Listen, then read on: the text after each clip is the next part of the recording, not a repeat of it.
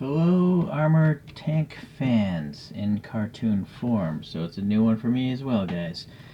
But I did used to collect a bunch of 144 scale tanks a long time ago.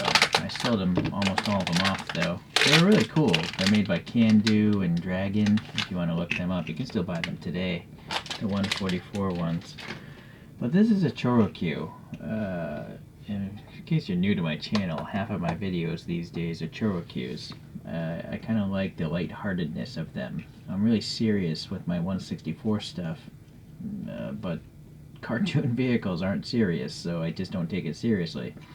So it's kind of easier for me, and that's why also the reviews are so short. Anyways, this is a Panzer IV tank here that ChoroQ did. The Panzer IV, I believe, is like the bread and butter tank of World War II for the Germans. It would be probably equivalent to, like, say, a Sherman tank in its capability of, shooting things and also taking hits. So it's a medium tank, I guess. The Germans had much more superior tanks, like the Tiger tank or the King Tiger, but the Panzer IV, they could crank them out easier because they required less material.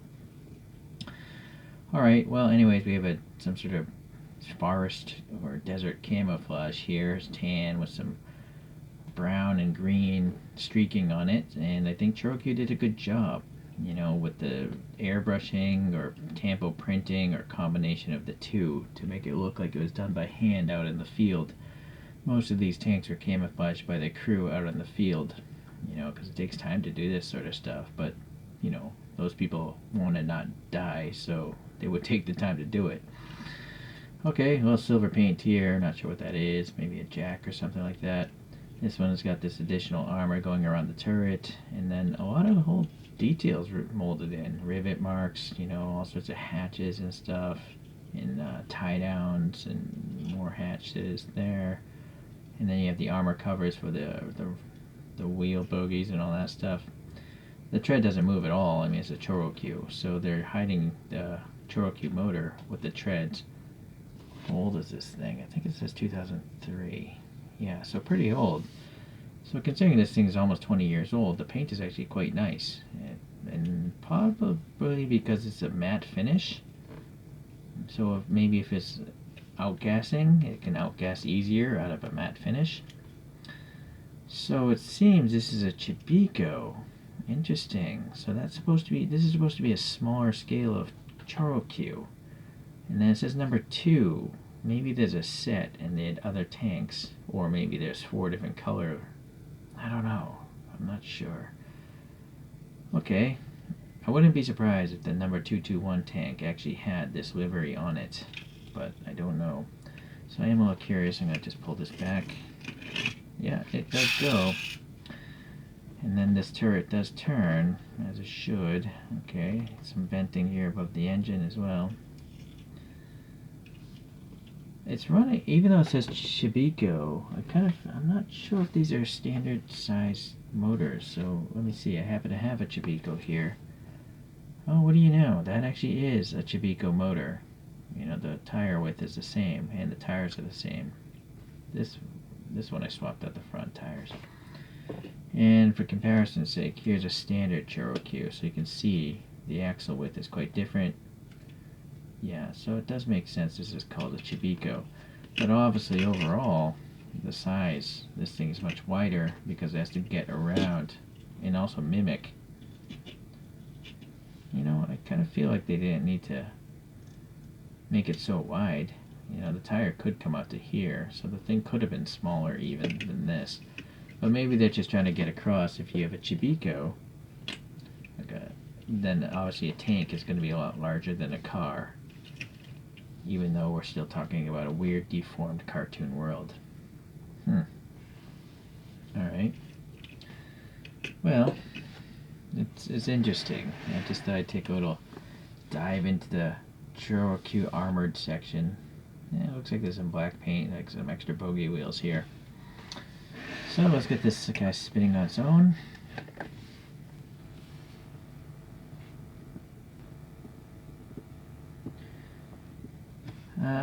I know that they have other tanks. I just don't know if I'm going to get them.